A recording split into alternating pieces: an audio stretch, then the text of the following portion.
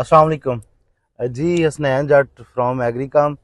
दोस्तों, हम एक फील्ड में आए हैं। हम जिस फील्ड में खड़े हैं, इस वक्त मेरी दाईं तरफ वो गंदम है जो गेती काश्त है, और बाईं तरफ वो गंदम है जो पछेती काश्त है। तो दोस्तों की गोश गुजार सिर्फ दो तीन चीज़ें जो इम्पोर्टेंट हैं। दोस्तों, गर्मी की आमद आमद है, और बल्कि कह रहे हैं कब्ल अज़ वक्त गर्मी की आमद आमद है। तो इस वक्त जो अगेती गंदम है उसके लिहाज से अगर मैं बात करूं, तो ये हमारे हाथ में मतलब गंदम है। ये इसका फ्लाइंग लीफ है, जो आखिरी इसका ऊपर वाला जो लीफ होता है।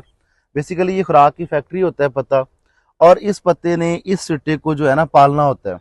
और इस पत्ते की आप अगर हालत देखें, गर्मी की वजह से या ये गर्मी की वजह से जो खुराक नहीं ले पा रहा ज़मीन से, तो ये हालत है पत्ते की।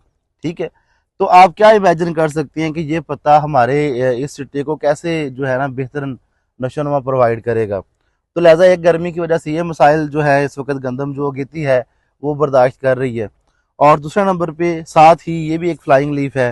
बेसिकली ये एक फंगल अटैक है जो मैं आपको दोस्तों को बताना चाहता हूँ कि हमेशा बीमारी का जो जरसूमा है वो मौजूद होता है। सिर्फ उसको फेवरेबल एनवायरनमेंट की ज़रूरत होती है।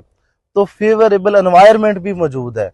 और अब दोस्त चूंकि गर्मी से बचाव के लिए ज़मीन में पानी लगा रहे हैं, तो जैसे जैसे आप अपनी गंदम को पानी लगाएंगे, ये बीमारी जो का जरसूमा जो है वो एक्टिव हो जाएगा, और आपकी गंदम के ऊपर जो है ना हमलावर होगा। और जब ये बीमारी हमलावर हो जाती है तो 40-50% हमारा नुकसान कर जाती है। तो दोस्त, प्रिवेंटिव ही फंगल का जो है ना वो स्प्रे करेंगे। ये था अगेती गंदम के लिहाज से कि एक तो आपने इसको थ्रू फोलियर स्प्रे जो है वो आपने न्यूट्रिएंट्स प्रोवाइड करने हैं, और उसके साथ आपने ये जो बीमारी जो इसकी लीफ रस्ट है उसका जो जरसूमा मौजूद है उससे बचाने के लिए आपने फंजासाइड स्प्रे करना है। और पछेती गंदम के लिहाज से अगर मैं बात करूं, तो ये गंदम है। इस गंदम की हाइट आप हार्डली 1 फीट समझ सकते हैं।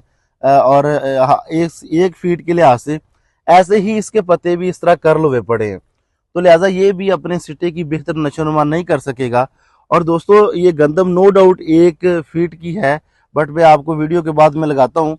1 फीट की गंदम के ऊपर अभी गर्मी की वजह से तेला भी आ चुका है।